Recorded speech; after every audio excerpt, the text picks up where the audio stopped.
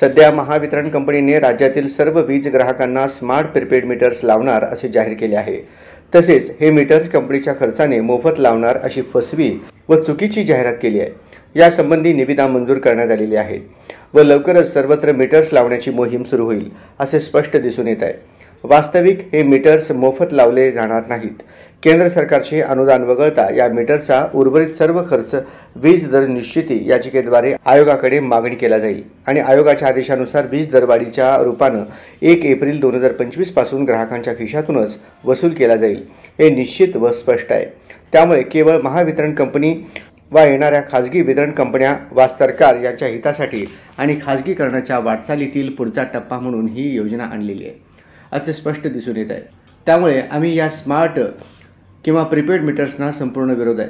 वीज वापर करणाऱ्या हजारो ग्राहकांच्या प्रीपेड मीटर विरोधात अर्ज संकलित करण्याची मोहीम संपूर्ण शहरात राबवण्याची मोहीम हाती घेतली असून येत्या 24 एप्रिल रोजी अभूतपूर्व असा ग्राहकांचा मोर्चा वीज महावितरण कंपनीच्या कार्यालयावर काढणार असल्याची माहिती सेटूचे ज्येष्ठ नेते माजी आमदार कॉम्रेड नरसय्या आडम मास्तर यांनी प्रसार माध्यमांशी बोलताना दिली।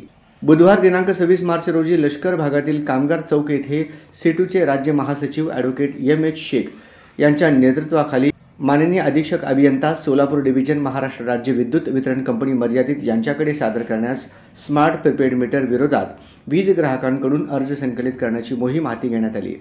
यावेळी ॲडव्होकेट अनिल बासम यांच्यासह सनी शेट्टी, बालाजी गुंडे, मोहन जंगम, राजू नाईक, बालाजी देवीकर, अंबादास उपलवार, अक्षय चेन्नेपागुल, चिदानंद चेन्नेपागुल, नागेश मैत्रे, किशोर मैत्रे, सागर अनबी, लक्ष्मण मिसाळोळू आदींनी परिश्रम घेतले आहे।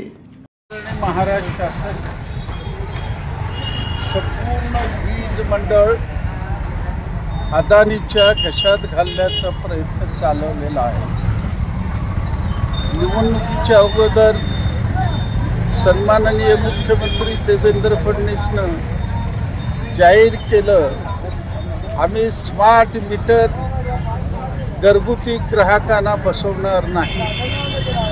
परंतु शासनाने आदेश काढला 2 कोटी ग्राहकांना स्मार्ट मीटर बसवण्याचा प्रयत्न सरकारने चालवलेला आहे। या आठवड्यामध्ये 2-3 तक्रारी माझ्याकडे आले।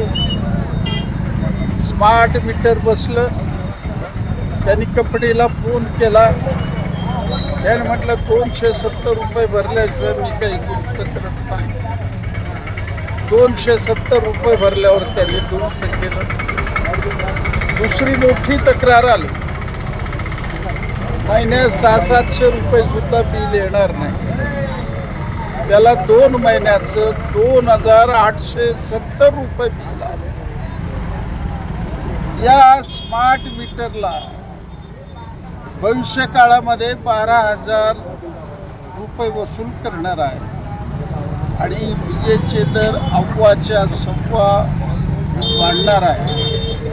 हे पूर्णपणे गौतम अदानीच्या घशात घालण्याचा प्रयत्न आहे। या विरोधात मार्क्सवादी कम्युनिस्ट पक्षाने संपूर्ण सोलापूर शहरात मोहीम चालू केली असून आत्तापर्यंत 10,000 नागरिकांनी आपले वीज बिल देऊन या ठिकाणी तक्रार नोंदवलेला आहे। त्याचाच एक भाग म्हणून कामगार चौकामध्ये आज या ठिकाणी या स्मार्ट विरोधी अर्ज भरण्याचा कार्यक्रम चालू आहे।